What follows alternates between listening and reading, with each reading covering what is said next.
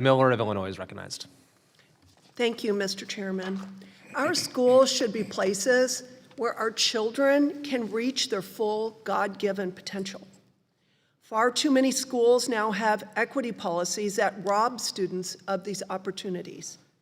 Democrat-led cities and states have launched a direct attack on accelerated learning, labeling them as racist and exclusive. Despite their widespread success, cities like New York, Seattle, and San Francisco have discontinued accelerated learning programs in their schools. Additionally, New York City Mayor Zoran Mamdani, former Mayor Bill de Blasio, have actively gone after high-performing charter schools, accusing them of siphoning resources away from public schools. Furthermore, cities like Portland and San Diego have encouraged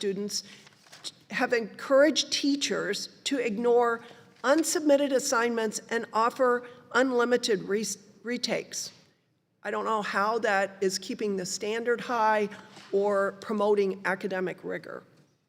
Parents want more gifted learning choices for their children, but DEI policies are harming the very kids they were intended to help.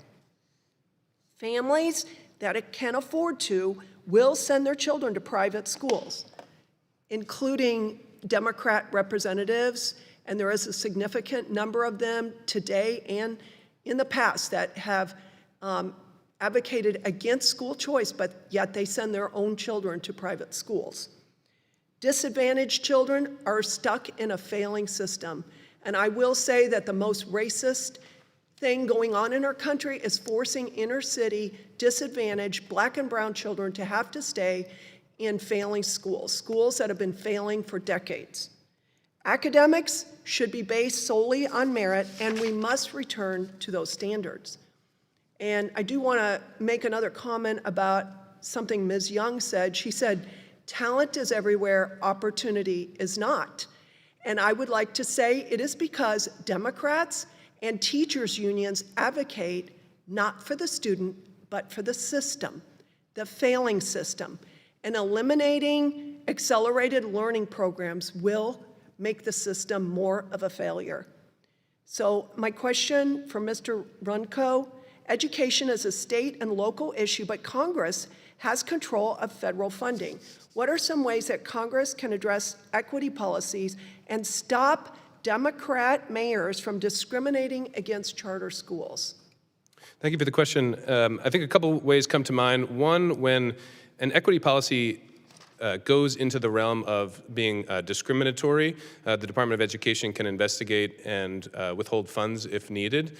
For example, my organization recently filed a complaint against Los Angeles Unified, which the Department of Education is investigating over their Black Student Achievement Plan, which is excluding students based on race. Another way is to prioritize charter school program funds for cities that are actually prioritizing charter schools. I'd say if a mayor of a city is anti-charter school, it would make sense maybe not to prioritize them for hamstringing charter schools and then funding them for the hamstringing. Thank you. My next question is to Ms. Chin. In your written testimony, you mentioned how many other countries are outperforming the United States academically. What policies foster this, and how can the U.S. emulate them? How they achieve it is by focus on academics, first of all. You don't have equity policies, you don't have equity grading. You have assessments, you have high standards. You have that kind of necessity not to have low expectations. This bigotry of low expectations is extremely, extremely racist. When we just assume that certain people cannot perform, no, that's not what we're trying to do. We're trying to say that to be competitive, we have to have these qualities, to be very, very careful about the academics first. What are schools about? And then later, you do have, in all of these countries that succeed, a focus on the students by their abilities and their levels, because you cannot teach properly. This is a burden on our teachers to teach properly for each cohort, for the peers to excel. And I would like to add that we should not be wasting time precious classroom time hypersexualizing our children. And with that, I will yield back.